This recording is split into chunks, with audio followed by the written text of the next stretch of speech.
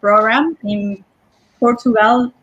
And my lab studies the circuit mechanisms for visual control of locomotion. I was the general co-chair of Cosyne in 2020, and since 2019, I've been involved in diversity events at Cosyne. And together with Maria Geffen, we welcome you to the panel discussion, Path for Leadership in Promoting the Career of Members of the Underrepresented Groups, including but not exclusive to women in neuroscience. And I would like to first start by thank you, the Cosyne Diversity, chaired by Eva Dyer and Eric Shea Brown, for making this meeting possible, and also the organizing and executive committees for supporting it. So Maria and I have been discussing and thinking that we are in a very interesting and critical moment in which scientific communities and organizations are starting to recognize the importance of nurturing diversity and ensuring equity and inclusion for the scientific process in general, but also for the way we conduct science in our institutions and departments. However, many of the diversity that is really necessary for the scientific excellence is falling off the cracks due to the challenges in generating equitable opportunities for underrepresented minorities. And therefore, we as a community, as a scientific community, we are seriously failing in retaining this very important talent.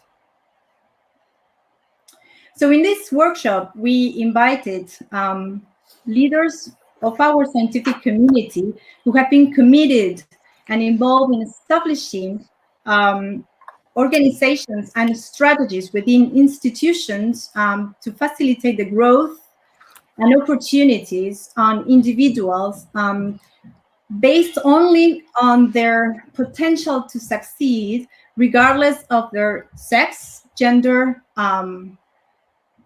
identity, ethnicity, race, age, nationality, disability, or culture or religion.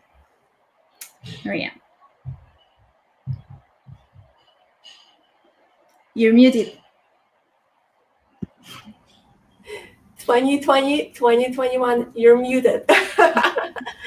My name is Maria Niemer Geffen. I'm an associate professor at the University of Pennsylvania in Philadelphia.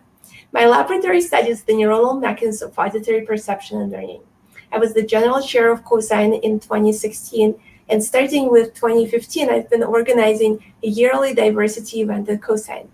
This year, we have grown the program to include 3 events, which you can find on the Cosyne website, and we invite you to attend all 3 of them. To go over the logistics for this workshop, we will start with a brief introduction of the speakers. Each speaker will give a 20-minute presentation, followed by a quick 5-minute question period, after which we will use the remainder of the 2 hours for a general discussion. On the bottom of your browser screen, you will see the Ask the Question button. Please type your questions there, and everyone can use the arrows to promote the questions they like. We're going to ask the most pressing questions right after the speaker presentations and save more broader questions for the panels. When you ask the question, can you please indicate whether you want to come on stage to ask the question, or whether you prefer me to or Eugenia to read the question for you. If you want to come on stage, please make sure that you're in Chrome and that it has access to your mic and camera. With Eugenia, we present to you 3 unique scientists who bring different perspectives on how to provide opportunities for scientists from underrepresented backgrounds. Dr. Carmen Sand is a professor at EPFL and the founder of the ALBA network. Dr. Emmeline is the director of Extramural research at NCCIH and founder of World Women Neuroscience. Dr. Susan Margulies is a chair of bioengineering at Georgia Tech and Emory University. Eugenia. Yes. So our first speaker is Dr. Carmen Sand. It's really a pleasure to introduce you to Carmen. She's a full professor at the Brain Mind Institute at EPFL, Lausanne, Switzerland, where she directs the Laboratory of Behavioral Genetics. Her work really focuses on understanding the neurobiological processes that determine individual differences in behavior and personalities, and the effect of stress on the changes in the brain in the context of coping and social behaviors. And her work is terrific and is really reflected by more than over 190 peer-reviewed articles expanding from topics such as motivated behavior and the effect of stressing on its modulation, social dominance, and mechanisms by which early life stress increases potentially the risk of the development of neuropathologies. Carmen is not only extremely successful scientist, but she's also very committed to our scientific community. She has been the president of the European Brain and Behavior Society. And from 2018 to 2020, she was also the president of the Federation of European Neuroscience Societies. She is currently the president, the co-president of the Swiss Stress Network and the chair of ALBA Network, whose important mission really places an emphasis on promoting equity and diversity in brain sciences via an action-based strategies, which I'm sure she will tell us more about in her talk. Welcome, Carmen. Thank you for being here. Thanks so much, Eugenia and Maria, for this very nice invitation. It's a big pleasure for me to be in Cosyne or Cosyne. I was always curious about this meeting, and this is a wonderful opportunity to get exposed to the meeting and also to this community. And I'm very, very happy to be here also to tell you about the ALBA network, why we decided to do this network, and what are the goals and the activities that we are doing, etc. So now I'm going to try to share my screen and look at the presentation. Can you see my presentation? I think so. Okay? So hello, everyone. As Eugenia indicated, I'm here to mainly introduce you to the ALBA network, which is a network that was constituted a bit more than 2.5 years ago, and it's been, I think, growing and growing in a number of the members and also actions and excitement. Carmen, I see you're editing. Do you want to go into presenter mode? I was in presenting mode. Okay. Then it's okay, because we can still see your main screen. But can you see the slides or not? We can see the slides, so it's okay. Let's see. Yeah. No, we don't see it. We just see the slides on the side, but I think it's okay. Okay, I tried a lot. I think, yes, thank you. So as I was indicating, this network has the mission to promote equity, inclusion, and diversity in brain sciences. And it was constituted originally mainly by European brain scientists, and with a focus that was mainly on gender issues. And this was back at the beginning of 2018, when we realized that still we were lagging very much behind in Europe, in most of the countries, and in some of them more than others, in the equity and also inclusion of women in particularly, I have to say, neuroscience. We looked at some data from different countries, and we realized that neuroscience was doing worse than other biomedical sciences or biology, for example. So talking with some colleagues, we thought that perhaps what we need is to have a network to be better networked, because normally male colleagues are better networked, and there were, of course, many actions ongoing globally, but we didn't have so many and special focus in Europe. And I was at that time nominated as president-elect of FENS, and I realized that we should be perhaps doing something. So in this FENS 2018 meeting in Berlin, we had already constituted a group of people that started working as a kind of steering committee. But very quickly after this committee was constituted, we decided not to focus only on gender issues because many of the underrepresented minorities and issues regarding the representation of these minorities have very similar problems, and also the goal should be broader than probably only focusing on gender. So from very quickly, from the beginning, we decided to expand the goal and mission of ALBA so that we could integrate diversity as a component of excellence, and also to try to retain talent in science. So many people have asked and keeps asking why ALBA, where does this name come from? And I decided to write a little text that it's in the ALBA website, and that I'm going to quickly go through it because I think it explains very well the mission and also the thinking that we have behind this network and movement.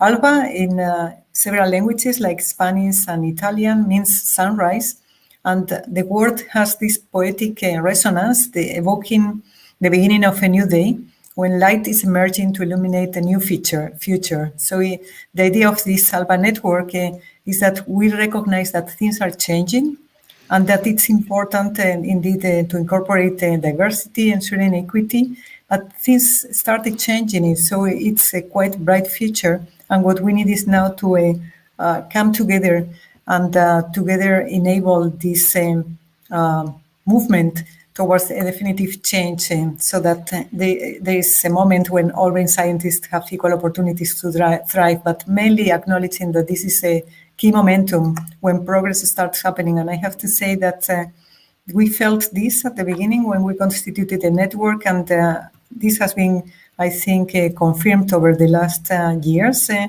particularly in the last year, month, etc. I think the movement and the momentum is coming stronger and stronger, and this makes us, of course, very excited, and we are happy to share this with all of you.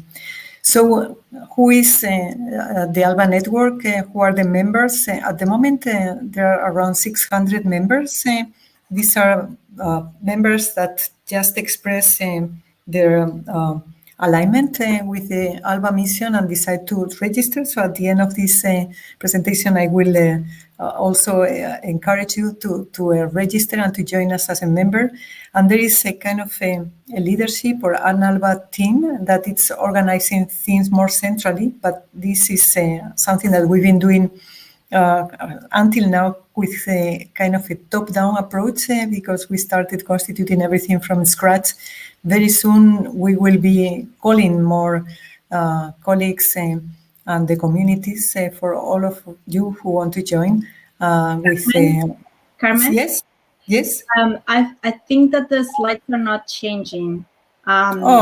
So maybe yes. If you exit the presentation mode, and yeah, exactly, and you click that, now yes. This is better, like this? Now it's updated. Yeah, thank you, sorry. Okay, so I stayed here then. Thank you for letting me know.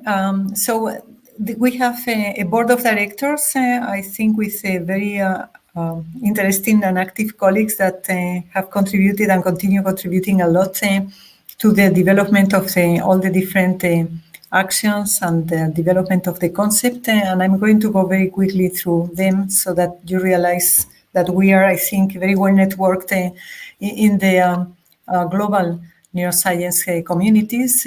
One of the board of directors is Tracy Bell, that's currently president of IBRO, and she's from Maryland. Elizabeth Binder, she's from Germany, from Munich, and she's very much, I think, connected to ECNP and also to psychiatric genetics. Megan Carey from Lisbon. She was the former chair of the Fence Coupling Network, and she's currently the chair-elect of ALBA. She will take over as chair in July of this year. Francesca Cirulli used to be also president of the EBBS. She's from Rome. Monica De Luca is the current president of the EBC, European Brain Council, and also former president of FENS. Selka Tsunik is the chair of the Young IBRO, and also from Zagreb. Diane Lipscomb from the US, she was the former president of SFN, and Logan Ries, former president of the Belgian Society for Neuroscience, and she's from Mons in Belgium. So this is currently the core team and leadership. And then let's see how I move here now. We have several ambassadors. At the moment, there are 17, and this is colleagues that are very active, involved in committees and also leading task forces and working groups. So I'm not going to go through all of them because I wouldn't have the time, but I think you have the time to see their names. Some of them, for example, Gilles Logan and Tom Zwick-Flogel and other colleagues that we saw before have been very much involved in the writing of the declaration that I'm going to present in a couple of minutes.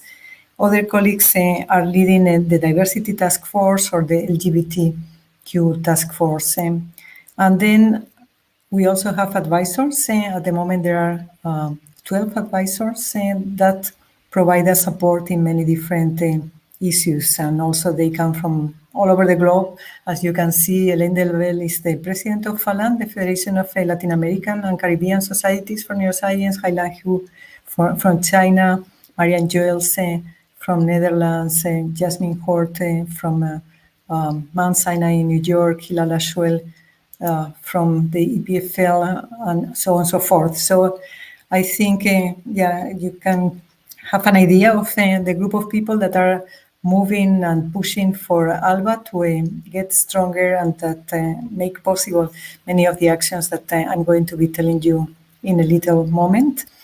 I also wanted to mention that we have two colleagues in the ALBA office, Mathilde Morgan, who is the network manager, and Lorianne Allais, who is a project administrator, who are helping a lot. And we also had recently an open call for a new officer. So I think soon the ALBA office will be growing, which is very much needed because, as you are going to see, we have a lot of actions and missions, and that requires, of course, resources.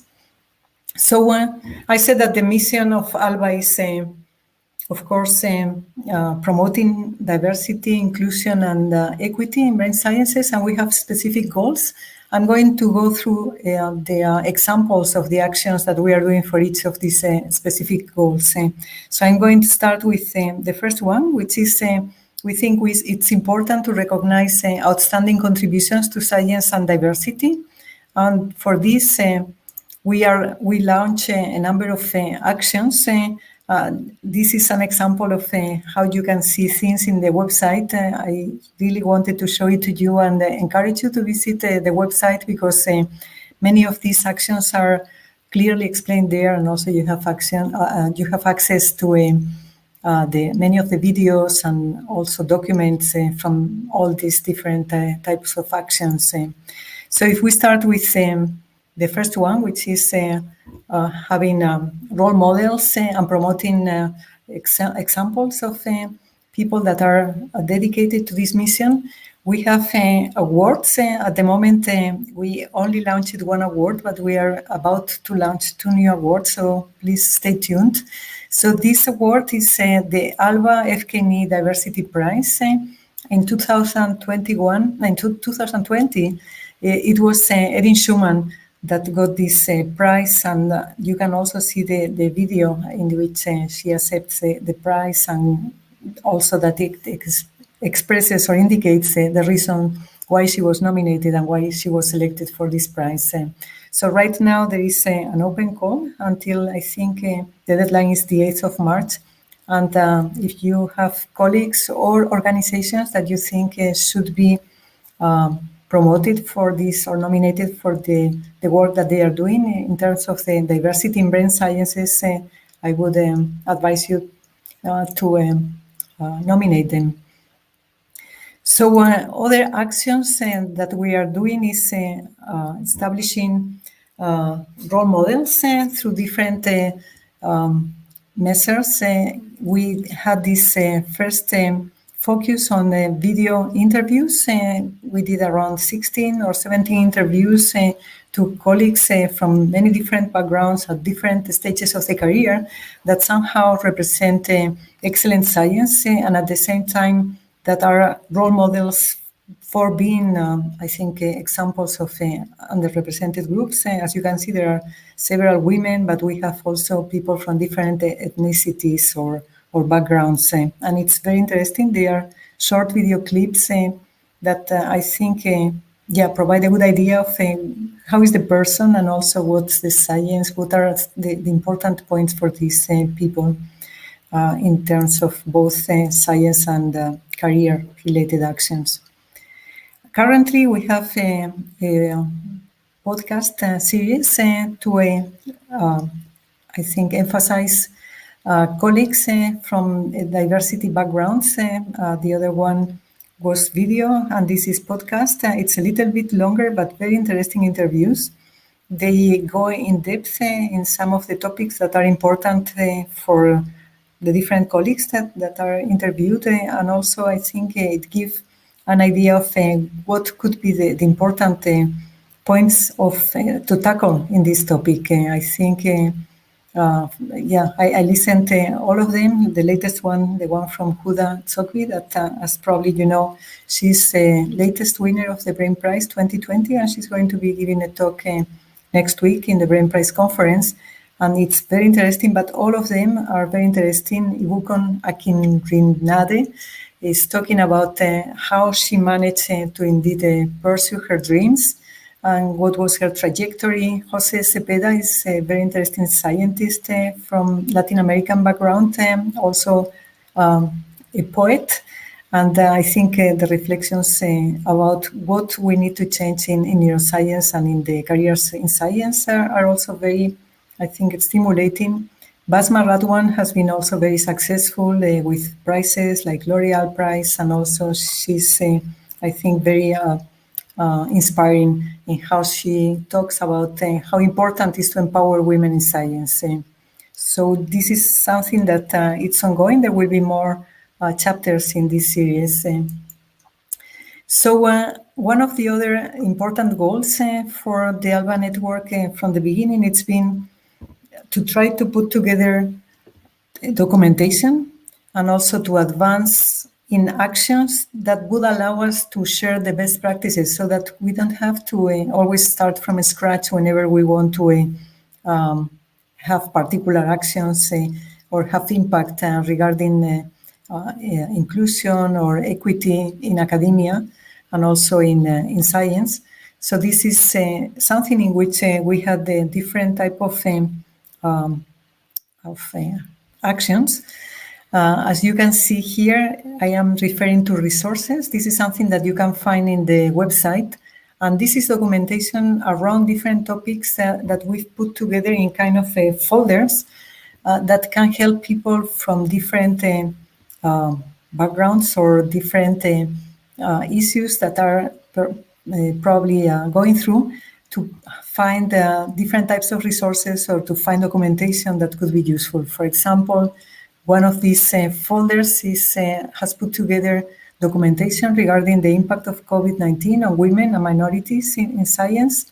Another one puts together documentation related to the gender bias in scholarly peer review. And this remind me that ALBA also coordinated a letter to the editor of Nature Communications when there was recently this article published, the famous article kind of discouraging people to be tutored or mentored by women. And ALBA had a rapid response in organizing and coordinating the letter to the editor. And luckily, thanks to probably many other actions, but including this letter, the editors decided to retract this article, as probably many of you know. There is also documentation regarding scientists with disabilities, what resources they could have, neuroracism in the context of Lucky Neuron, in neuroscience in Europe, other figures, etc. So this is one important, I think, action. Another one, which I think it's been one of the major milestones for the ALBA network, it's the launch of the ALBA Declaration. This was done last month. I think it was around the 11th of January in the SFN Global Connectome meeting. And there was a panel discussion put with, I think, very interesting speakers and panelists that basically what was the purpose was to launched the ALBA declaration that had been written and put together by a committee that was chaired by Megan Carey, and that by the time of the launch of the declaration had already close to 167 organizations that already endorsed the declaration very enthusiastically. So this has been a very important milestone, also a kind of a deliverable.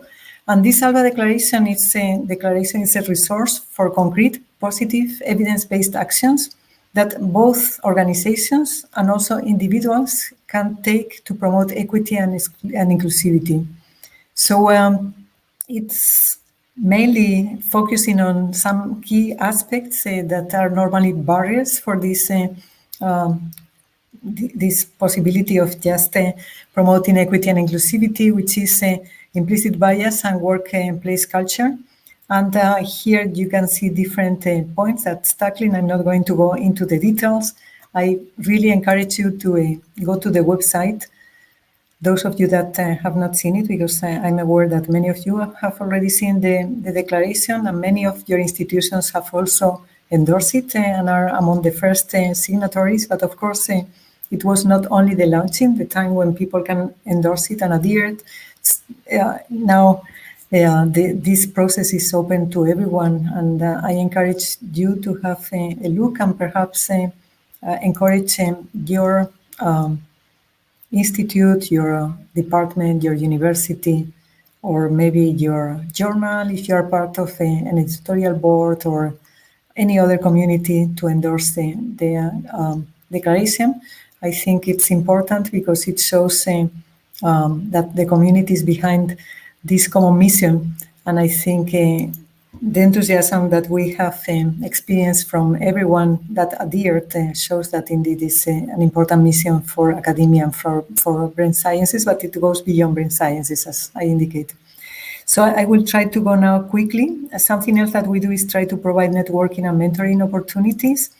We have been doing many networking events where people meet, for example, breakfast at the SFN meeting in 2019 in Chicago, or other events in the ECMP meeting, also several events in the FENS forum. Of course, nowadays it's more difficult because we are all at home in these online meetings, but still, during the virtual FENS forum in July, there were many events that were very well attended and that were organized by ALBA, sometimes in collaboration with other partners like the FKNI, the Young Ibro, or different initiatives that were carried by some of our leadership, like, for example, Srikant Ramaswamy. He decided to give like an open presentation on the juggling between parenthood and academia, or Anna Beiler, she was talking about the situation of gender in neuroscience in Europe, etc. So this is something that we are very active doing many different activities.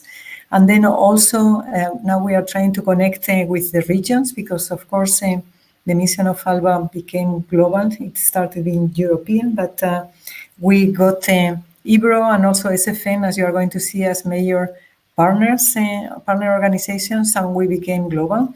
So we are now launching specific webinars in different regions tomorrow at 5 p.m.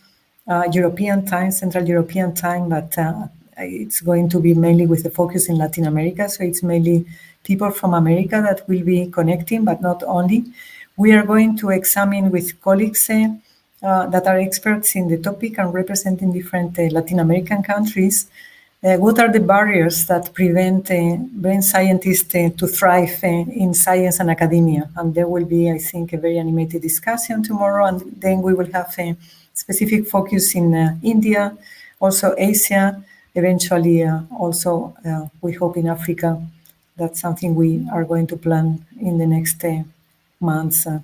So I go to this final type of activities slide, because something that we still didn't do, and we are putting the resources, is to get enough data. So we are aware that it's very important in these topics of diversity and inclusion to have data on bias and representation, effective strategies, also databases of scientists in different countries, in different communities, etc.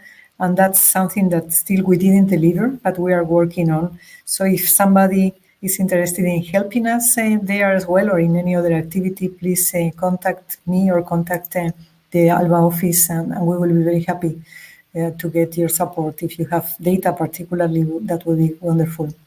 So all that I told you would not be possible without the support from the funding partners. ALBA is embedded at FENS, the Federation of European Neuroscience Societies, and FENS is also a supporting partner economically, like it's IBRO, International Brain Research Organization, and SFN. And then we also have supporting partners such as the Federation of Wallonie Brussels and also the Brain Prize and the Lundbeck Foundation. And we are very thankful, and otherwise, without their help, as I said, their support, nothing would be possible. And we are also very active in interacting with many different organizations, as you probably heard, like the FKNI, Young Ibro, Women in Neuroscience, Black in Neuro. We have a lot of interactions, Neurofem India, Queer in Neuro. SONA is the Society of African Neuroscientists, FAONS for the Asian Pacific Societies, FALAN for the Latin American, 500 Women Scientists, EBBS, CCMP, NNIC Society for Neuroscience, and I hope soon also interacting with World Women in Neuroscience, and I'm looking forward to listen to Evelyn's presentation. So I will finish here, inviting you and encourage you to register as a member of ALBA Network. There is no fee. And also sign the ALBA Declaration if you're interested and help us promoting it. You can also follow ALBA in the social media. And as I said, join the network, and thank you so much for your attention, and apologies for the technical difficulties. Yes. We cannot hear you. I'm going to see if I can share my screen. If I'm having difficulty, you could share my slides then.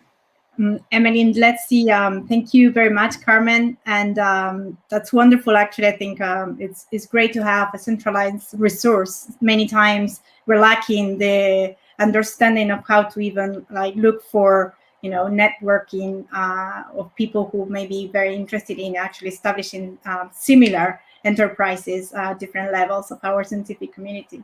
So this is a reminder for people who to essentially write the questions as long as they're coming through your mind in the questions and answers, and then please let us know whether you would prefer to come here to the screen or just ask questions. I don't think we have so much more time but if there is one question specifically to the ALBA network, I have several questions, but I think it's going to be much more better suitable for the open discussion later. But if there is anyone out there who wants to specifically ask anything about ALBA to Carmen, there is one question that I think it's posted already, which I would like to bring more onto the open discussion panel. So. There is a quick question, which is, could you please repost the Twitter handle? Oh.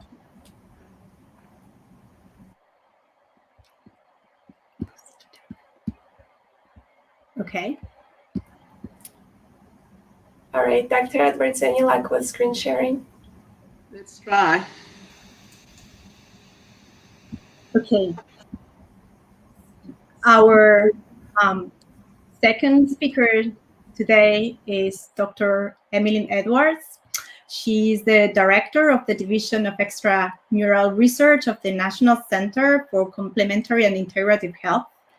And in this capacity, she is responsible for the development, planning, implementation, and policy of scientific programs that define, through a rigorous scientific process, the usefulness and safety of integrative interventions for improving the health and the healthcare system.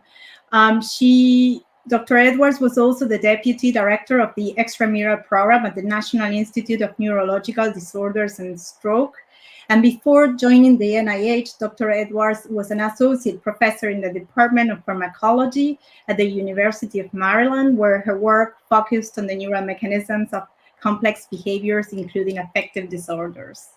Apart from these specific activities, Emmeline is also a founder and the current chair of an international independent organization called Women in World Neuroscience that is dedicated to promoting the career development of women in neuroscience across the globe, and which I think we will learn more about it in her talk. Welcome, Emmeline, and thank you for being here. Thank you. I am trying to share my screen, but seems to be having some difficulty.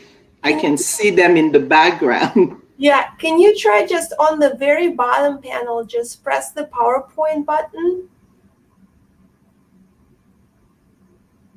Just click on that. Yeah, click on that. Like double click on that. There you go. And now let's go to presentation view. So slideshow, play slideshow. Okay.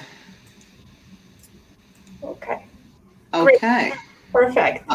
Well, thank you. So thank you very much to Maria and Eugenia and the Cosyne community for the invitation. It's a real pleasure to be here with you today.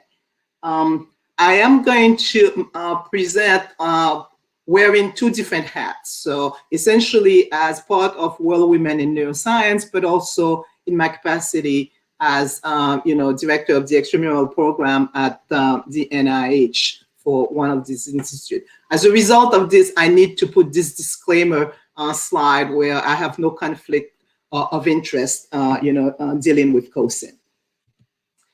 So I just wanted to take the opportunity to tell you a bit more about World Women in Neuroscience. It's really, as Eugenia mentioned, this is an independent mentoring and networking organization. Really, our primary goal is to create an improved environment for career advancement in neuroscience for women in all regions of the world. But I'll have to add a caveat that we're particularly interested in neurosciences from low resources countries. And World Women in Neuroscience really, before becoming an independent organization, functioned as an ad hoc committee of EBRO for a number of years. But in 2015, EBRO reorganized their regional committees, and therefore we decided to function independently. And we currently have an executive committee, which is composed of myself as the chair. Jean King is the co-chair. She's from the Worcester Polytechnic Institute. And we focus primarily on partnership and collaboration. We have Pamela Butler at Columbia University and Marguerite Matthews at the NIH, focusing on outreach and membership. We have Marta Davila at Howard University, focusing on education, and Oli Weinreb at Technion University in Israel, focusing on scientific advocacy. Now, I will say that while a lot of us are in the US, our cultural background really are very diverse. Both myself and Jean King are from the Caribbean. Marta Davila is from Mexico, and Oli Weinreb is from Israel. Pam Butler and Marguerite Matthews are from the US. Those are the subcommittees that we currently have active at Women World in Neuroscience. Membership and outreach, it's really the outward facing of the group, engaging the community in various areas, social media, as well as more traditional platform. Partnership and collaboration. Carmen mentioned earlier that she's looking forward to working with World Women in Neuroscience, and so are we. We actually endorsed the declaration, the ALBA declaration, and are definitely looking forward to co-sponsor some event with ALBA because our missions are, very complementary.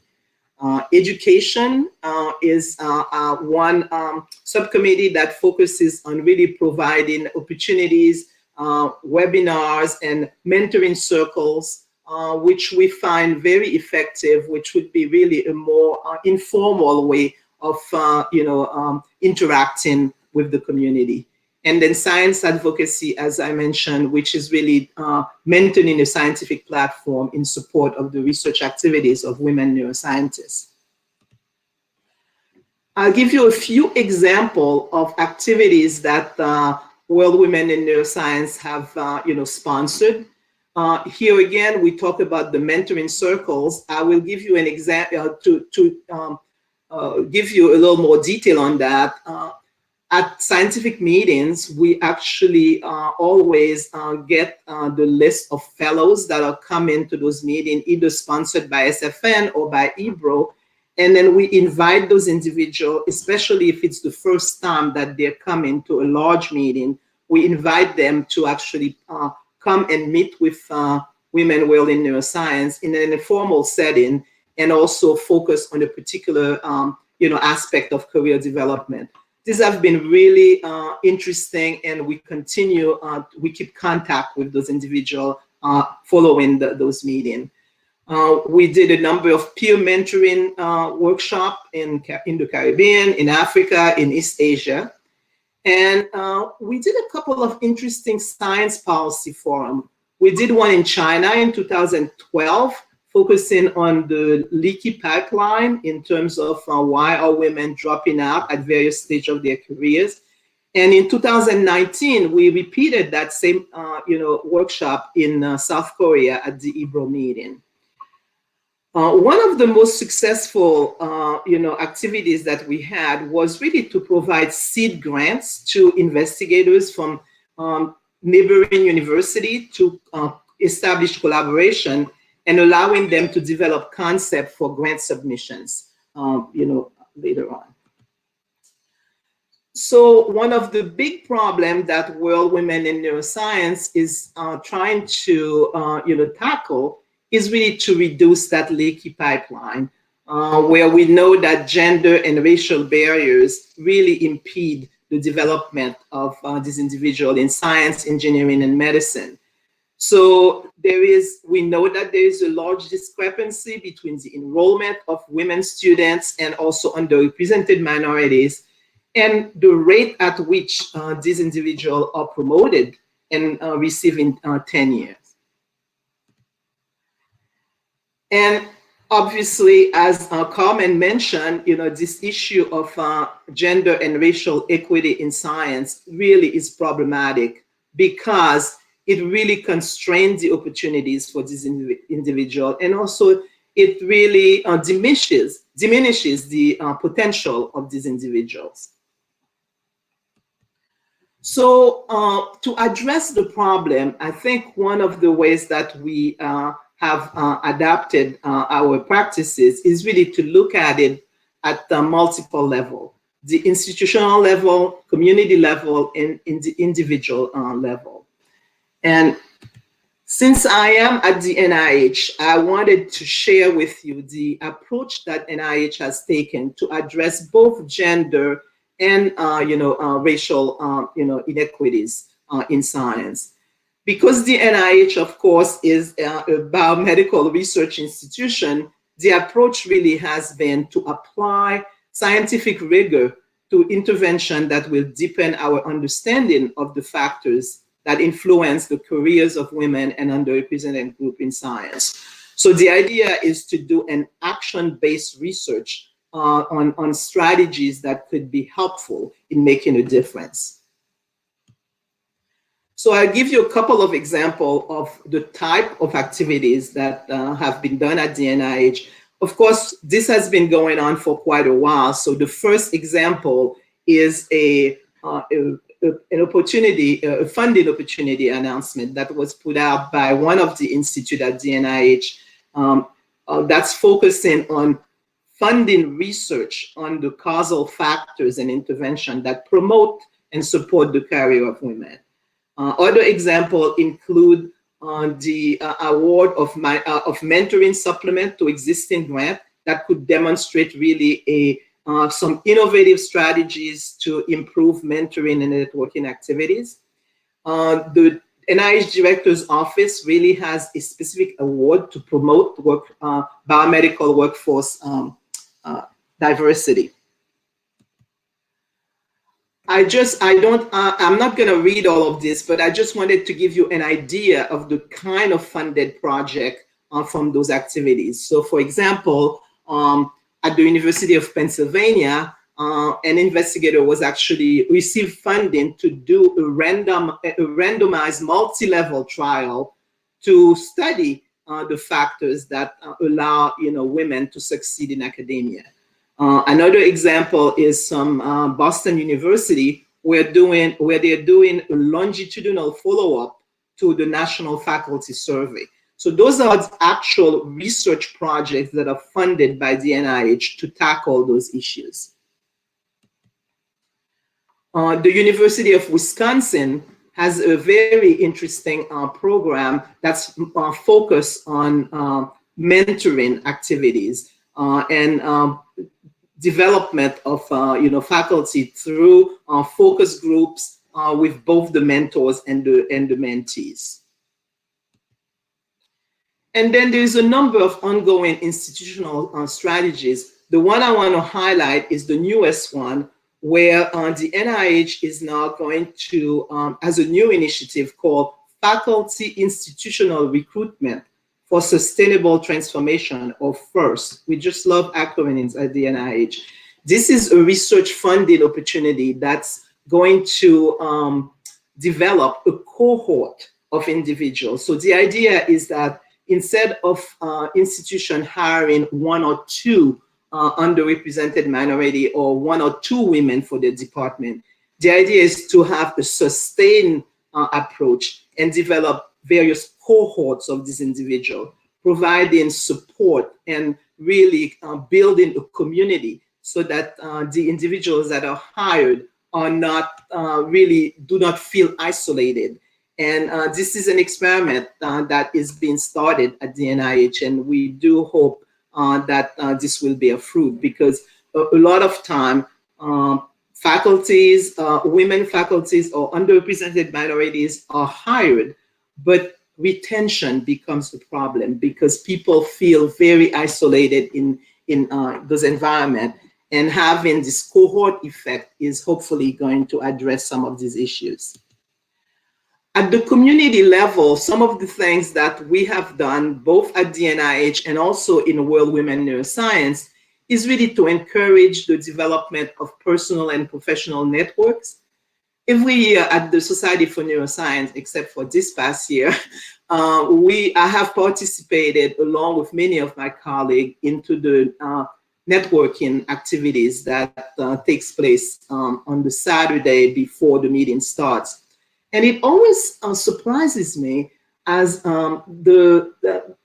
many of the younger faculties or trainees really don't have a good understanding of the value of professional network and even how to start a network. So I think this is, at the educational level, this is really important to really have people, individuals understand how important it is. It is a lot of work, but it does have tremendous value for career development. In terms of developing collaboration and partnership, absolutely essential. We talked about this. Carmen mentioned the importance of having that network of organization working together, and of course, the strategizing through working group to talk about issues of importance for career development. Retention, career advancement, that sort of thing. One thing that I'd like to mention, Google has a very nice initiative called I Am Remarkable. And it really is an initiative to empower women and underrepresented groups to celebrate their achievement in the workplace and beyond. One thing that we realize is that a lot of time, both culturally and also from the regional perspective, not everybody understands the concept of self-advocacy. And in fact, a lot of women and underrepresented minorities don't practice that skill and don't develop that skills. So this Google initiative actually offers some training materials, some virtual talks that are available on demand, some online workshop. and some confidence boosting challenge, which I think are very important for this development of women and underrepresented minorities. WWN, World Women in Neuroscience, also had a self-advocacy social at the 2021 SFN Global Connectome. I invite you to actually go to our website, and also on the SFN website. It's still out there. We have the meeting recording, and we had representation from South Africa, from Egypt, from Brazil, from Puerto Rico, and from the US. Women from these different countries having conversation about the impact of culture, policies, and religion on their ability to self-advocate, and how to overcome some of those barriers. The last level of intervention really is at the level of the individual. So I think a lot of us go on through our careers really not fully taking the time to really know yourself, really doing an accurate assessment of your skills and your performance, being totally honest about your strengths and weaknesses, and really focus on the tasks where, excelling on critical tasks, demonstrating character and leadership. What I'd like to say is that a lot of us really need to build what I'm calling an authorizing environment. That means that you really need to know who the stakeholders that you're dealing with are, and how important they are in playing different roles in your career. So you need to know who the players that you're dealing with. If you're working in a lab, you need to have a good understanding of the culture of the department, and even at a higher level of the university. You have to respect the structure, but you should not be totally constrained by it at the same time.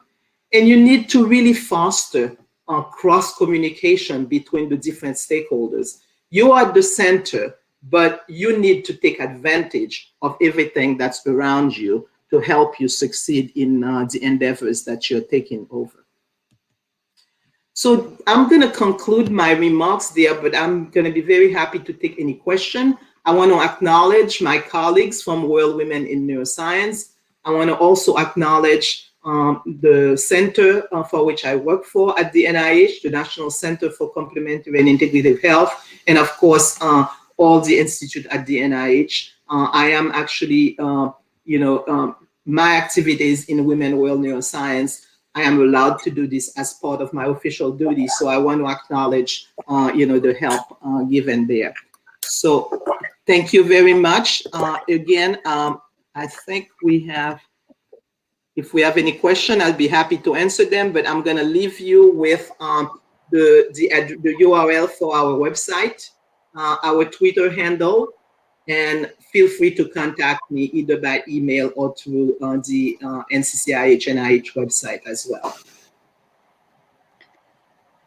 Thank you, Emmeline. That's really a great enterprise. I think we have one question here that I believe from Sarah Fayad. I'm gonna stop sharing because nobody can see my. Let's see. Yeah. Sarah, I don't know if I'm pronouncing your name correctly, but I think this maybe is a question both for Carmen and Emmeline. She's asking about, assuming one has the funds, what are the options to find a mentor as a PhD student? So, for me, I think it really deals with this concept of taking ownership. It's really addressing this at the individual level.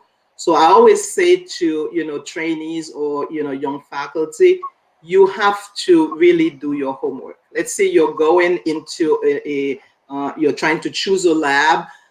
You have to take it upon yourself to actually find out as much as possible from colleagues, from people in the environment, as to what's the culture of that lab. How does the mentor interact? So you need to come into a situation with as much information as possible, and really rely on your network of friends, of colleagues, to actually help you make an informed decision. And don't rely on a single mentor. You can have multiple mentors, whether they are in the same institution or in various environment. Thank you. Mm-hmm. All right. I'm now going to introduce Dr. Susan Margulies.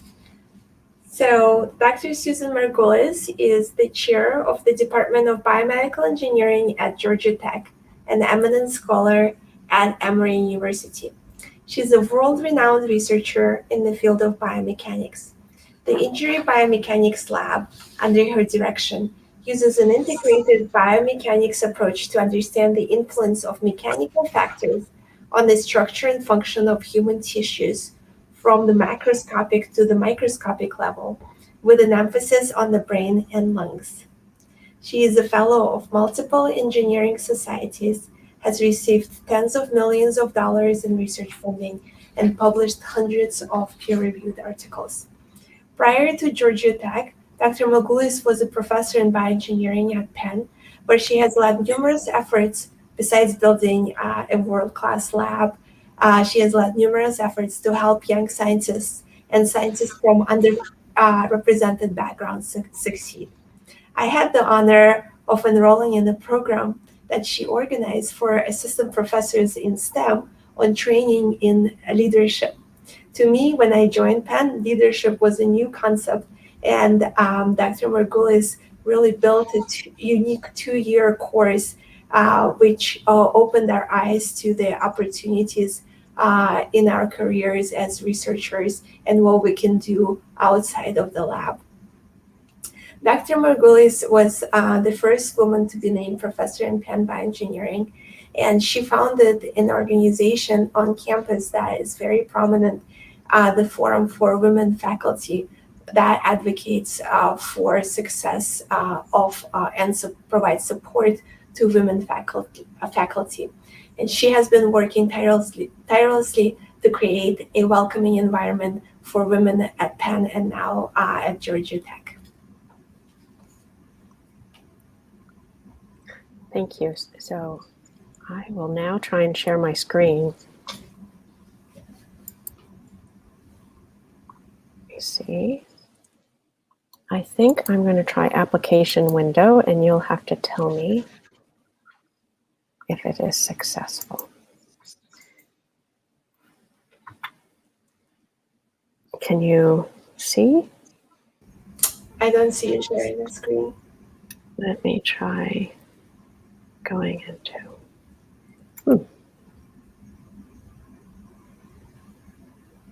Now my screen. Okay, can you see? Not yet. Can you see? Not yet. Okay, I'm going to wait. Now we see it, yes. Okay, Very great. good. Okay, great. Perfect. All right, I can't see myself or any of you, but I can see my screen. We can see you, we can hear you. So I'll just talk to my screen. So I feel like it's such a wonderful thing to speak after Eugenia and after speaking after the two speakers, because the truth is that Emmeline, Carmen, and I are 3 daughters of different mothers, but we are sisters, because there's a theme that will emerge from our 3 presentations about personal growth that we've each experienced as we tell our stories today, but also ways that we have had an impact on the world around us and creating communities where there were none. And so part of what I will be talking about will be some generalizing principles that hopefully each of you will take away, things that you can do for your own self, as well as for your communities moving forward. So a little bit about me.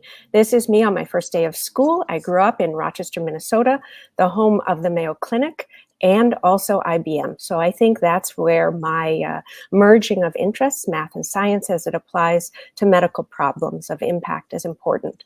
One of my criteria for college was I really wanted to go to school far away from home. And 1,000 miles was the minimum distance.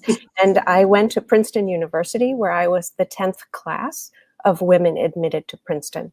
I majored in mechanical and aerospace engineering there. So as you can imagine, there were very few women there.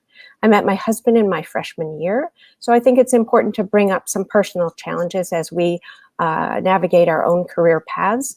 Every single one of my moves professionally has been a dual career move because Ken and I met freshman year.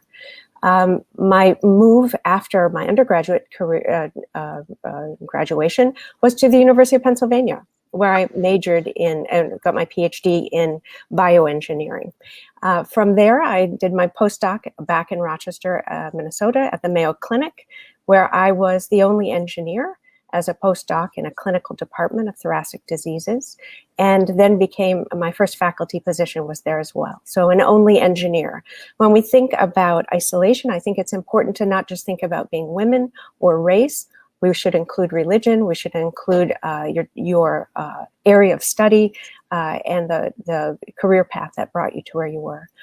After Mayo, in my first faculty position, I joined the faculty at the University of Pennsylvania. And as Maria said, I was the first woman faculty member in the Department of Bioengineering and the only woman faculty member for the first 11 years.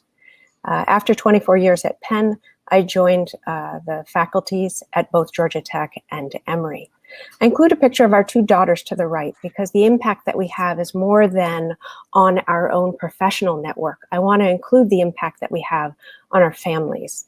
So our two girls actually have enjoyed math and science and have taken career paths not like mine and not like my husband, he's a clinician investigator, but instead have combined it in their own strengths and have pursued career paths in fields where there are few women. So on the left is Rachel, and she is a computer engineer at YouTube and Google, and Emily is an architect. We have family conversations about navigating our professional paths as women in our respective fields and share ways in which we are each having impact on our community.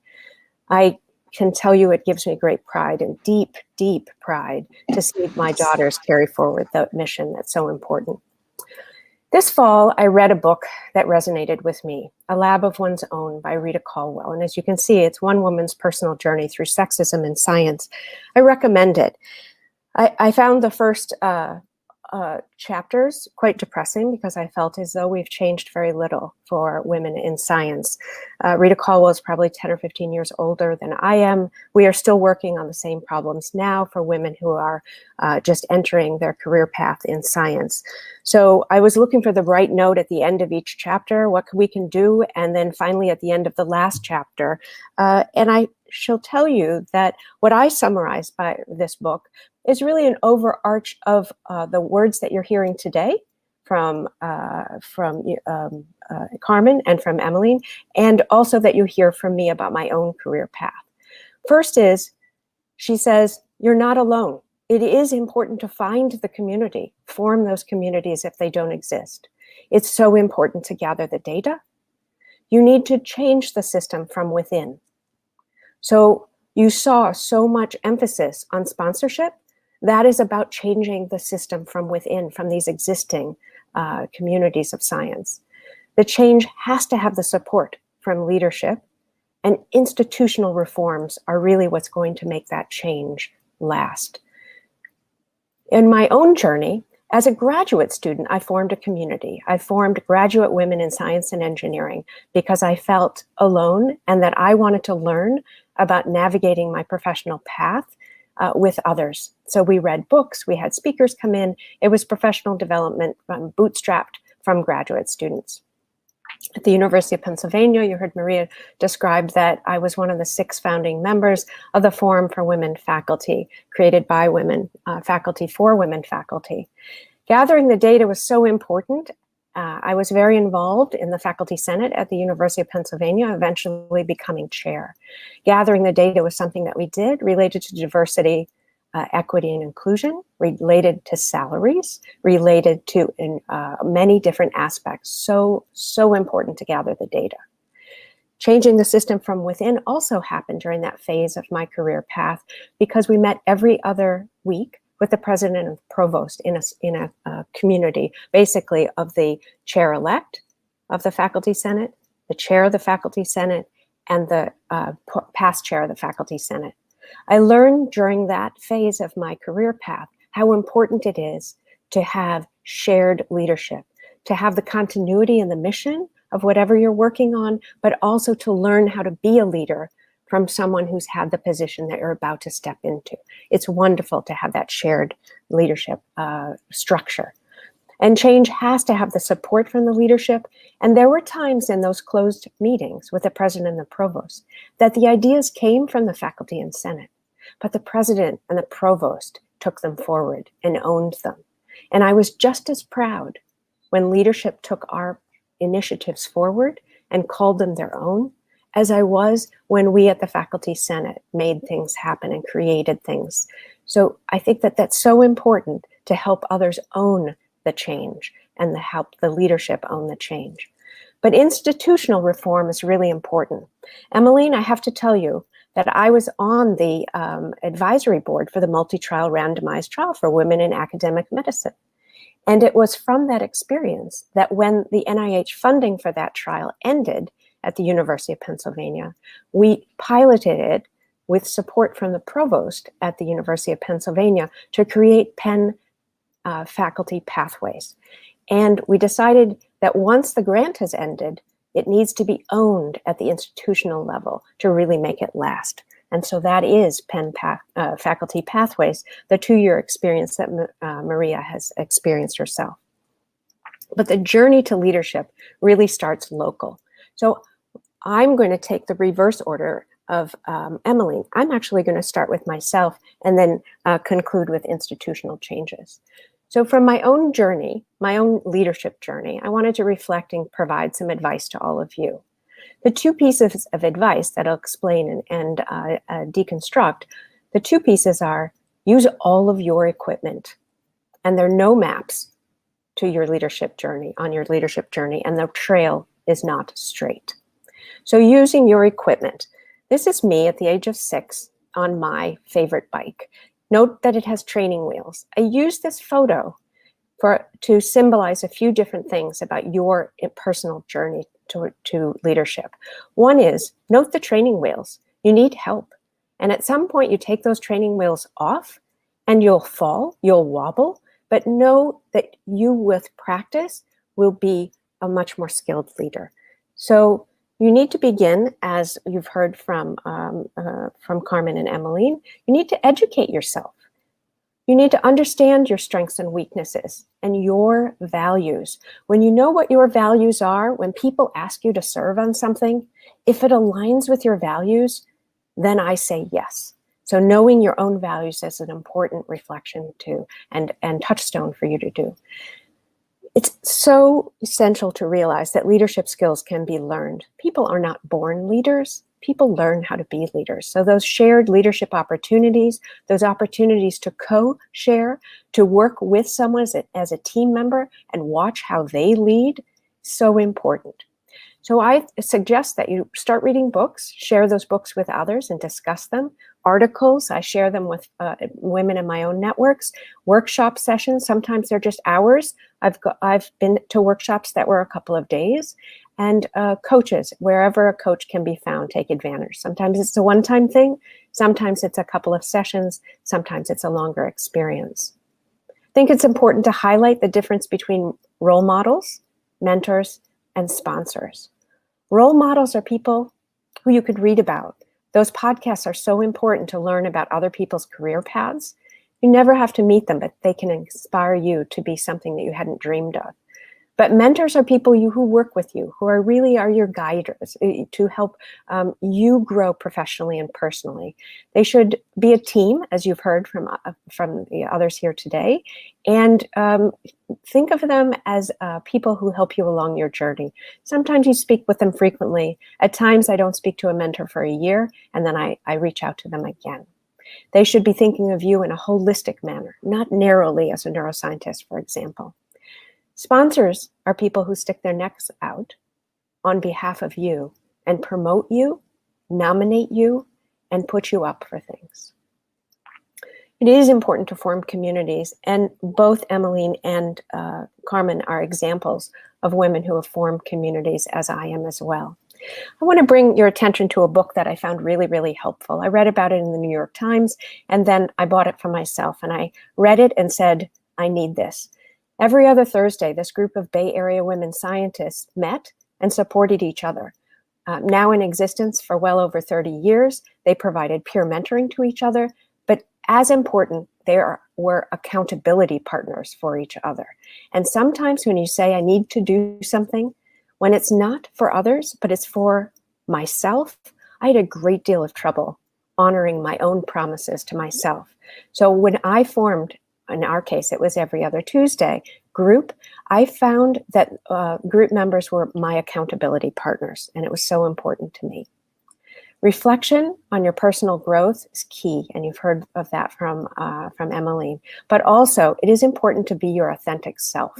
When you know your values, your strengths and your weaknesses, and are really communicating your own honest journey as a holistic individual, both personal and professional journey integrated, you really can not only inspire others, but you start finding pathways that really resonate with who you are.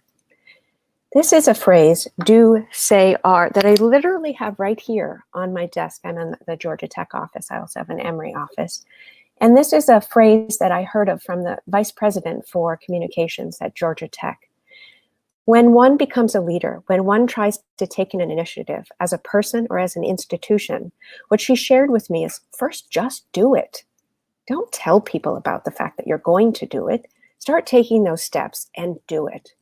Then share what you are, who you are, and what you as a campus are. And then you will become and recognized as the leader that you are and perhaps the campus that you want to be.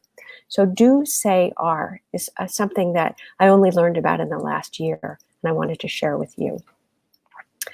There are no maps and the trail is not straight. Well, you've heard it from all of us. Know when to say yes and how to say no. And although people talked, both Carmen and Emmeline talked about the importance of saying no, I'm going to tell you how I learned to say no. This is from Marcia Lester, who's the former chair of chemistry at the University of Pennsylvania. She said, yes, yes, no, yes. This was above my desk, really above the telephone on my desk for years. And now I have it memorized. And I used this to say no in a way that felt okay for me. Yes, what you're asking me to do is really very important. Yes, I would be perfect for this request that you're asking in this position. No, I can't do it this time, but yes, please ask me again. I said yes when something aligned with my values. I said yes when I was going to learn from this experience. And I said no when I realized certainly I would help them.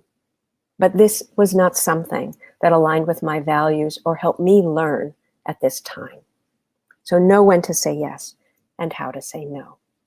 I want to bring up positional and non-positional leadership. When I learned what the word non-positional leadership was, I realized I had been a non-positional leader for years.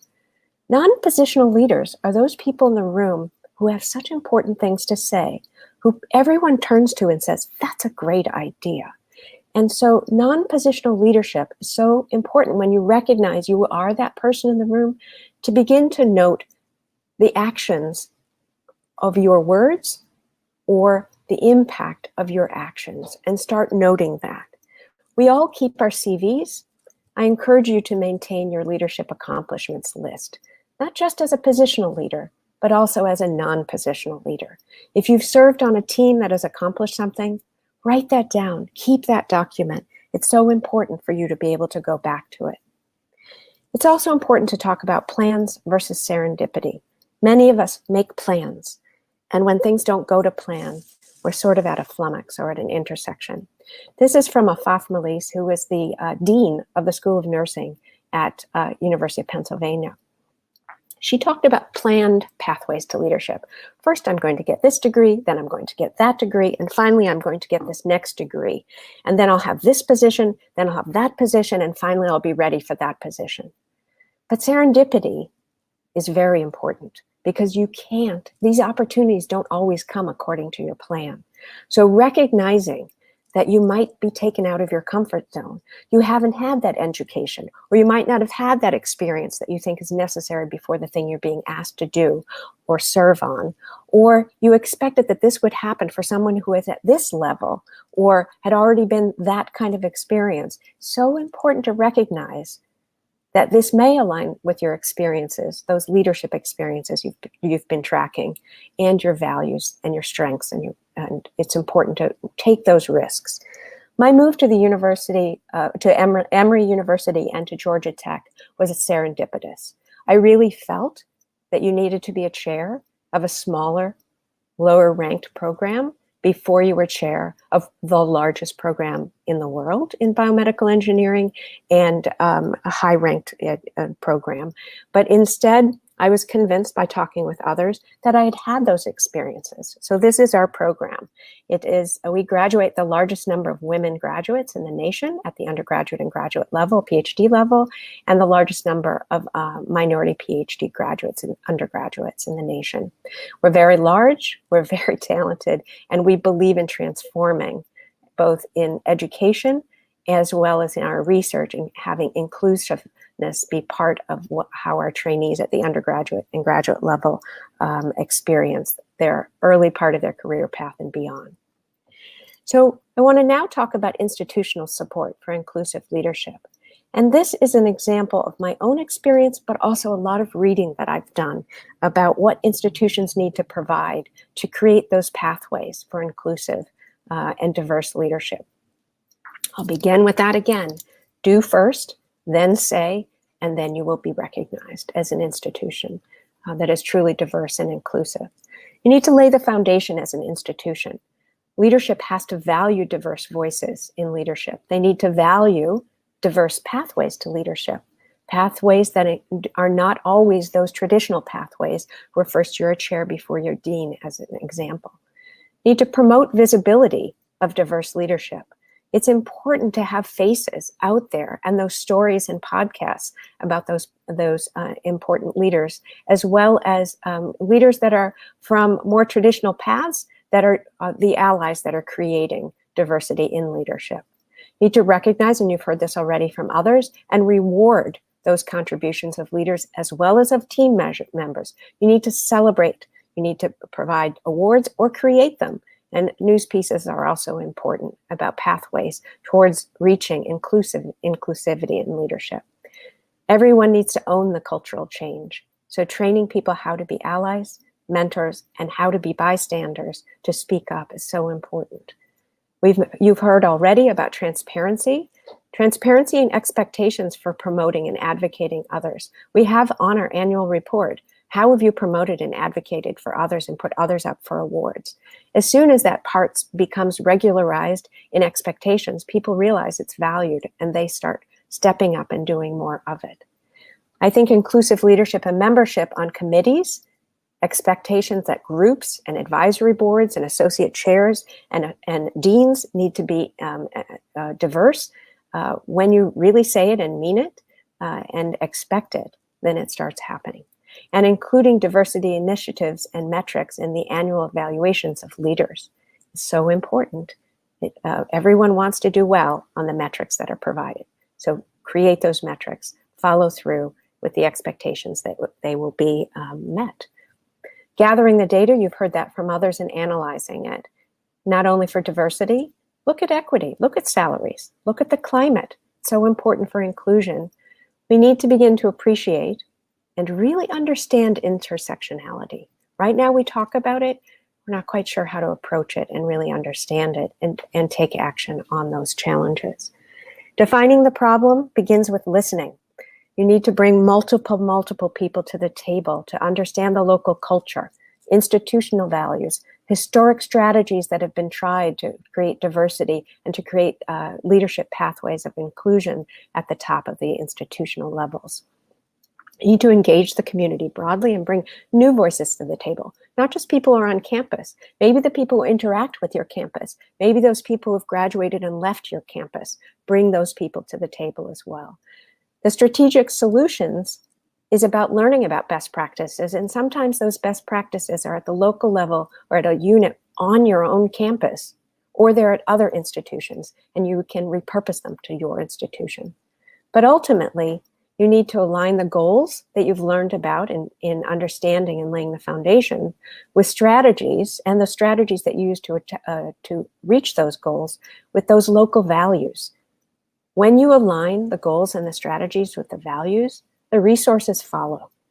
So when we developed Penn faculty pathways, it was about creating an environment in which our diverse faculty could thrive, be retained, and achieve leadership at the local level and ultimately leadership at the institutional level. So because we were aligning with the goals of the institution, the provost funded the program with no questions asked and continues to fund the program. You need to adopt a pilot mindset, and we've heard that as well. Scaling up a pilot that works is so easy, and it's easy to sell to leadership. Repurposing proven methods from your campus or others, so much easier than some very elaborate plan that may or may not work. Create opportunities to self-determine. Pilot studies that you ask people from bottom up to identify strategies to reach the institutional goals. Very important. You may create that best practice at your local level and then scale it up later. Supporting affinity groups like those we're talking about and self-organized networks is very important steps for an institution, and creating pathways and communities to cultivate leadership development of our diverse groups. Having a continuous improvement mindset is key. We're not going to reach nirvana and stay there. We need to continually establish our metrics of progress, not our metrics, our goal metrics, metrics of progress. What should we be measuring to know that we're making progress? Ask for those metrics. It's not enough to state them. Ask for them and then report them. Learn from the failures. That's the wobbling bike and falling off. Pick yourself up. It's not going to work right the first way or the first time. And then having a mindset that you will be refining and revising the strategies. So as a summary, I list them all here. And in conclusion, I really believe that promoting leadership pathways needs to be intentional, needs to be inclusive. We need to bring many voices to the table to bring inclusive. Do things at the macro level and at the micro level. It needs to start with individuals, but it must have the institutional commitment in order to have impact. Thank you. So now I'm going to stop sharing screen. Did I stop sharing screen?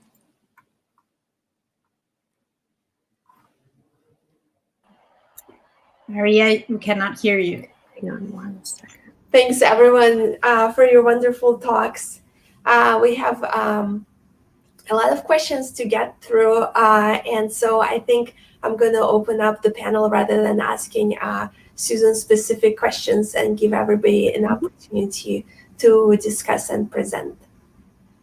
So, all right, I'm going to read the first question. The first question is, I attended the Cosyne diversity lunch last year and couldn't help but notice an extreme lack of BIPOC representations. What do the panelists and Cosyne see as the largest challenges and failures in the academic system that result in a lack of representation and support for underrepresented minority scientists? How can this issue be addressed to promote the career of members of the underrepresented groups? Would somebody like to start? Yes, I can start perhaps. I think there are many possible actions. I'm going to say the ones I believe more, but I think we have to try them also because I live and work now in Switzerland, and the place is very homogeneous. So we don't have many minorities except for women that were really a minority here. It's very, very low representation. 10 years ago, there were less than 10% women professors, and now maybe it went up a little bit, but still it's very low. I think, yeah, there are many actions like bringing the culture so that people are aware that there are these biases, and maybe this helps a little bit. And I always think that before fixing the minorities, we have to fix the system, because otherwise it's unfair to people that might deserve it and be very well prepared, but still be badly judged or evaluated. Then maybe afterwards, indeed, we had a recent panel discussion addressed more to young women. And I think the issue of confidence was an important one. So I think everything that's been described here by Susan regarding the important points for to believe in yourself and become a true leader, I think they are important. But I also saw some of the questions regarding really what can be done, because when the bias has been so profound for so many years, it's very difficult to have an impact. Even if we just leave it the way it is, I think it's difficult. So I always think that we represent, let's say, underrepresented groups, minorities, but we are not well represented in science. And I think in science and academia, we should have an equivalent representation to the representation we have in society somehow. Like women, we are 50%. And if we want to work in science and academia, I think we should aim at being 50%. And other underrepresented groups are at lower levels, much lower than they should be according to the representation in society. So, of course, we can do many actions that are done at the moment, but I also think that the bias has been so historic towards particular type of people that had easier to get there that I am in favor, and maybe it's not quotas, but I am in favor of having positions for specific people coming from different underrepresented groups. So I really think there is an amazing talent, and many times we or the underrepresented members of the different communities don't want to compete for positions because we don't believe that the system is fair.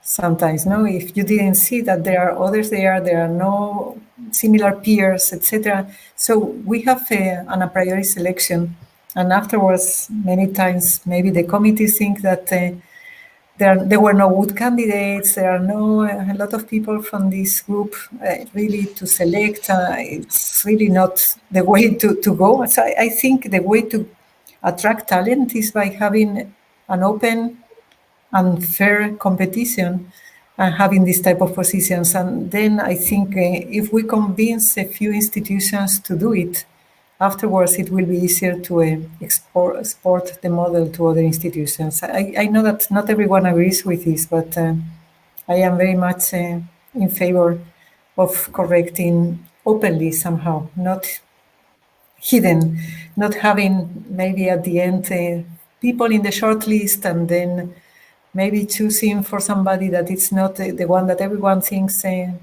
deserve it because perhaps the ones that should be there didn't compete to get started. I stop here. I think its message is clear. I think the one word that really resonated with what you said, Susan, your last slide, intentional. So I think we really have to, if we're really serious about addressing these issues of equity and leadership for women and underrepresented minority, we really have to, act on it and act on it with intention. So I'll give you an example. We have a program at the NIH that's the high risk, high reward program that's actually from the NIH director's office. And it's an additional source of funding. So it's really a trans NIH initiative. And at the beginning, not a lot of women and underrepresented minorities applied. And it was really pretty jarring to see, 1 year, 2 year, the awardees. Not until this was addressed, head on, where we said, this cannot go on. We have to take steps to encourage women, encourage underrepresented minority, ensure that there is diversity in the geographic distribution. It did not happen until we actually took steps to make sure that this happened. So intentional is really a good way to go. So one of the comments I'll make is that I've actually started having people self-nominate rather than be nominated for a position. I invite self-nominations. And the interesting thing is sometimes that's interpreted as, in addition to the self-nominations, I get people who nominate others, and then I reach out to them and I say, you've been nominated, would you like to apply? And I think that's important.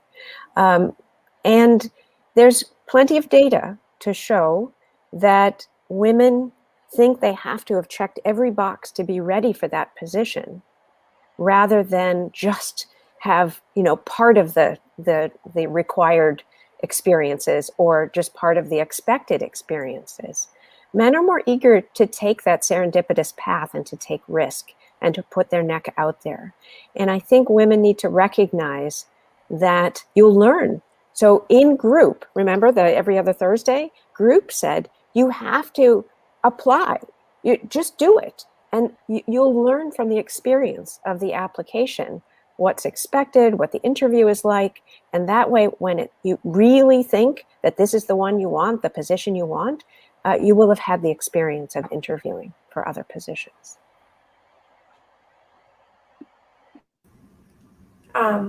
Yeah, I also want to bring the conversation back to the original question, which was asking more specifically about Black scientists and scientists of color. And I think at Cosyne, we really have a really huge issue with underrepresentation of BIPOC scientists.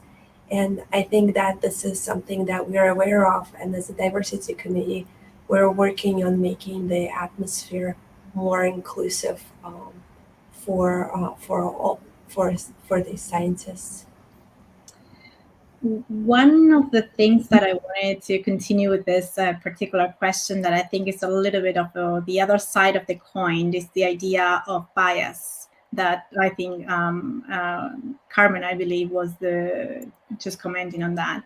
So maybe one tangential question, and we'll go back, I promise, to the questions on the question and ask a question list is, what is the best approach, either at the department, at the lab, at a departmental, at its institutional level, to recognize and counteract bias?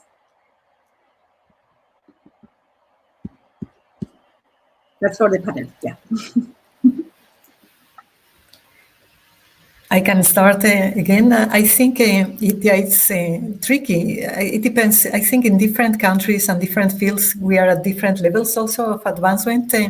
I was very surprised when I was at the point not many years ago, the only woman out of 17 colleagues in my institute. And I commented that there was an issue. Also, our scientific advisory board and my colleagues that are, I think, very nice and open, they thought that there was no problem because we were very open in the search for anybody, just for excellence, and that was it. Nobody was against women, nobody had a bias. And I think I was surprised that there was a lack of knowledge of the data and the investigation, the research that shows that there is a bias, etc. So I think indeed having training that at least brings all this knowledge, that all this research, that it's there, it's essential, because if it's not known, it's very easy to just think that there is nothing because nobody's bad intention many times, no? So I think this is one aspect. Another aspect is different.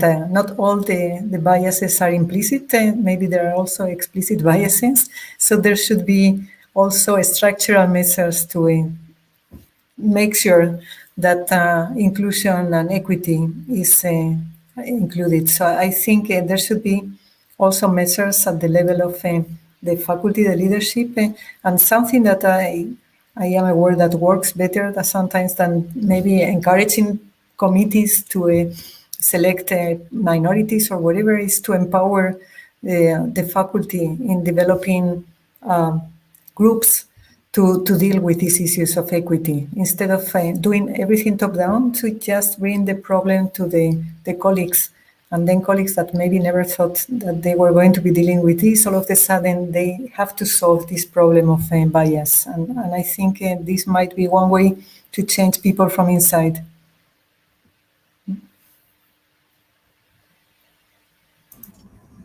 All right, we have another question.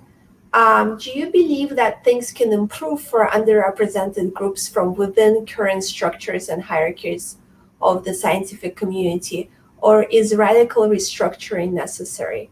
For instance, shouldn't we pay scientists who have been historically disadvantaged more money than the white cis male establishment in order to achieve real equity? So I'd like to take that one. So I think it's really important to know your value. If retention, as we talked about before, of our underrepresented faculty is a big issue. And of course, we're trying to help people feel welcome, but they are going to get offers to go other places. And so it is so important to say that you're being wooed by others, because in the end, you actually could end up getting higher salary because the desire of the institution is to retain you. It's so much more cost effective to retain you by offering you more salary than it is to recruit somebody new to take your place. And so, yes, I do believe, but it can come from you advocating for yourself.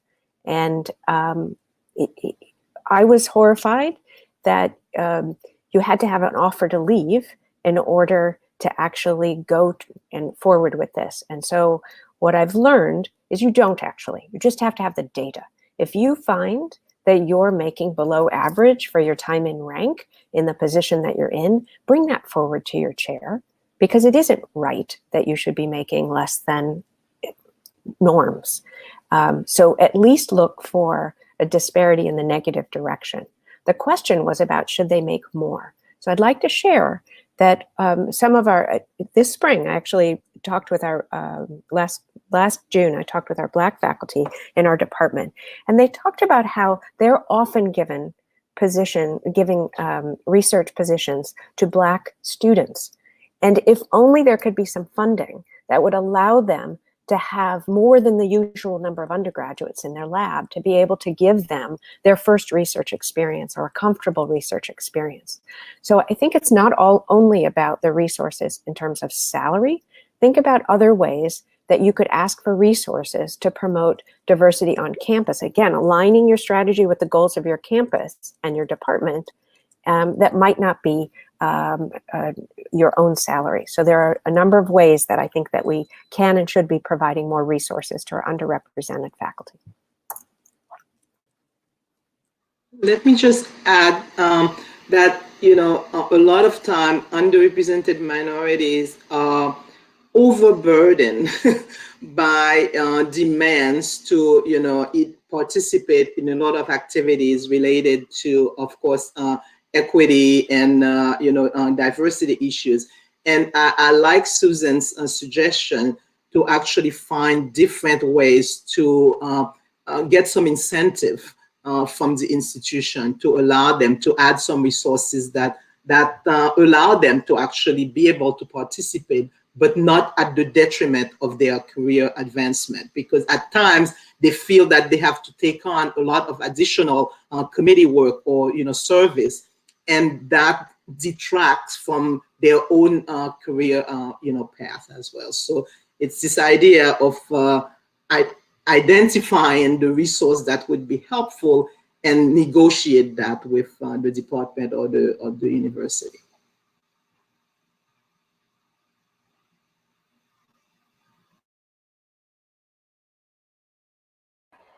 I'm looking at you, Maria, but I'll. So there is another question that is for all the members of the panel. So acknowledging that networking is so important to career success, do you have suggestions about how to go about it beyond Google's workshops? It's hard. How did you go about it?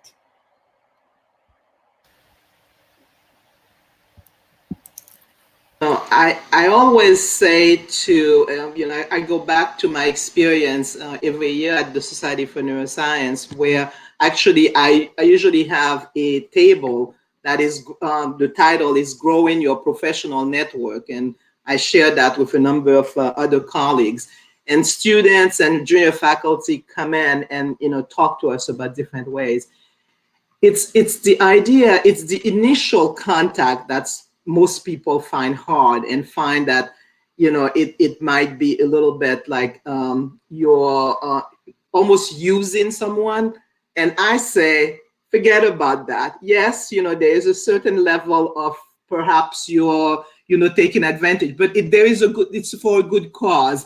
And as long as you understand that this is a reciprocal relationship, I think that's where you can alleviate this kind of guilt feeling. But you also have to recognize that it is hard work.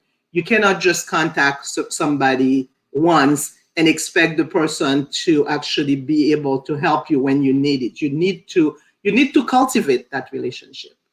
Doesn't mean that you have to do it on a weekly basis, but from time to time, you need to let the person know what you're doing, what progress you've made, and bounce some ideas. So yes, it is hard work, but it does have some huge benefit. And I strongly encourage it. I know it's difficult, and it's something you just have to do. As Susan say again, this idea of do, say, and are is really appropriate there.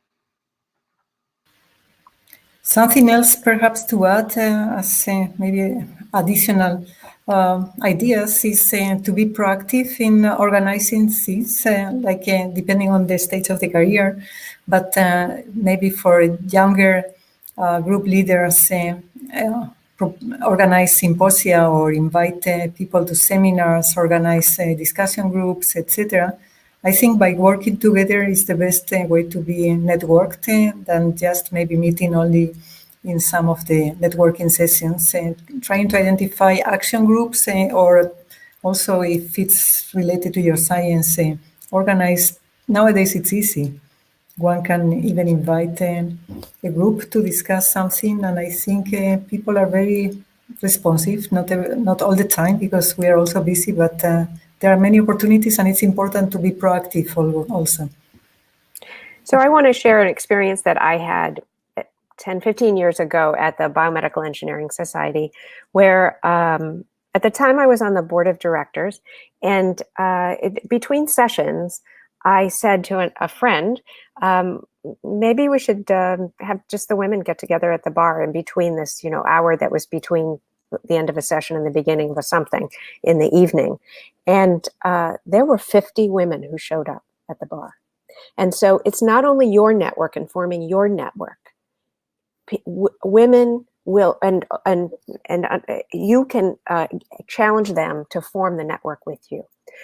Because I was on the board of directors, the next year I asked them to put it in the program that hour was going to be a real hour for women in biomedical engineering. And they got us a room, and all the senior faculty women bought the bottles of wine, and the junior women and the senior women drank it. And then 100 women came. And the next year we got a ballroom and had luncheons. And we have over 350 women each year who gather to hear an inspirational woman speaking about their career path or a workshop on developing leadership skills. So you don't have to form the network. You can just be the catalyst and the network can form more organically. There is actually a very good suggestion in the chat where someone is saying sometimes you can work through maybe people from the PI's lab. So go, reach out to the postdoc or the graduate student, and that would be your entry point to the PI. So that's a very good suggestion. I just want to add that, specifically within Cosyne, we started with just such an event as Susan described. We had first lunch, and then they turned into workshops. And we welcome you to participate. You're already here, but get more involved with the various initiatives. That would be really great. All right, let's see. Our next question is, what advice would you give for a lab to more effectively recruit and attract members of the underrepresented minorities? For example, careful, explicit wording on job advertisements and the lab website, or can you recommend venues lists for such advertisements? Do you have other suggestions?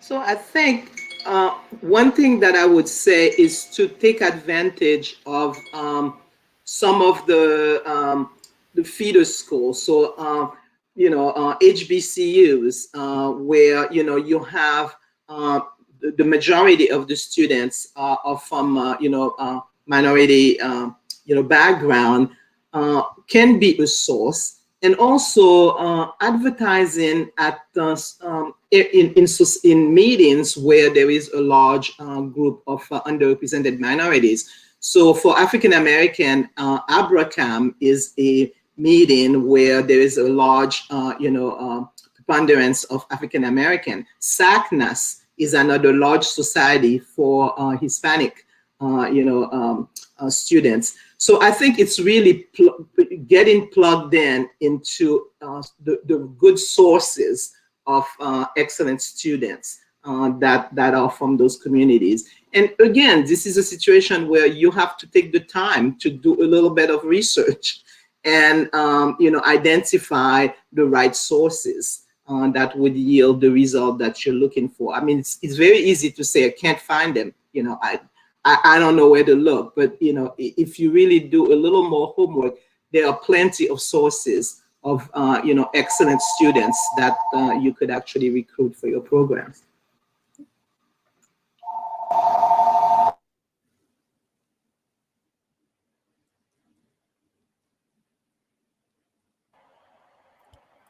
Okay, so here's the next question. I am part of a small group in my institution that is dedicated to supporting underrepresented scientists. We notice that most scientists conceptually support our goals, but we struggle to get scientists to engage in actions that can bring about reformative change. What can we do to encourage scientists to do more support to underrepresented minorities? I had an experience very recently. I'm a Georgia Research Alliance Eminent Scholar, and there are a number of them around the state of Georgia, and they bring us together once a year for a kind of a symposium. And we used an hour of it to talk about what we're doing in our own labs to promote more underrepresented minorities, graduate and undergraduate, in our labs. And there were some very creative ideas. So the fact that the organization was celebrating what we were doing as an individual and calling it out to other people who are in this kind of a limited network, if you will, of very senior scholars, I think it goes a long way towards, number one, you're kind of recognizing or awarding it, right? Learning about ideas that work, even developing collaborative pathways. And so I think just create those opportunities for people to share.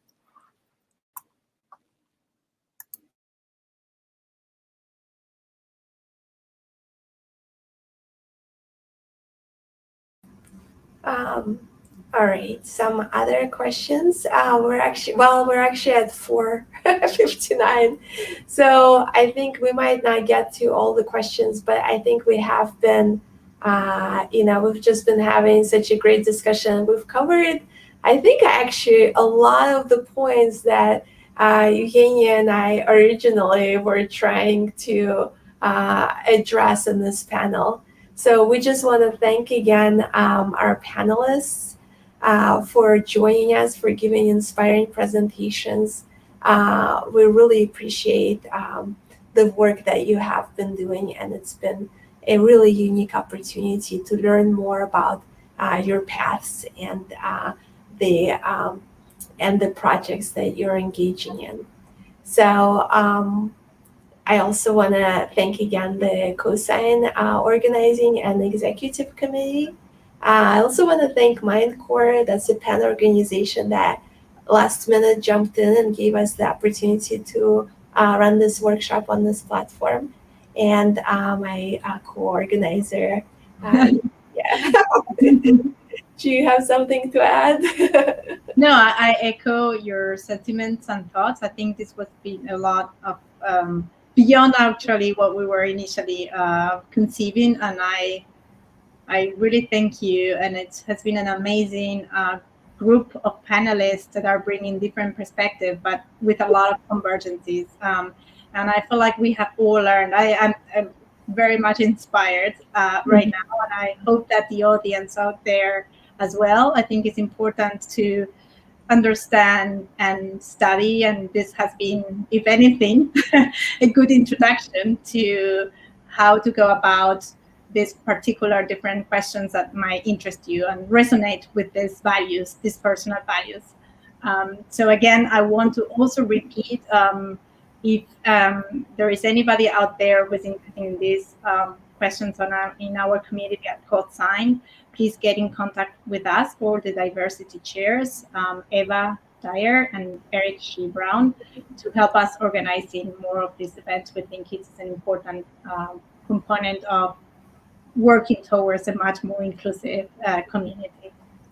I also just would like to encourage you to join us tomorrow for the for a mini symposium on the history of race and racism in science, and on Thursday for a workshop, Expanding Horizons, Diverse Perspectives in Computational Neuroscience. All right, thank you so much. Thank you so much for having us. Thank you. Thanks so much. Yes. Thank you. Bye-bye. Bye. Bye.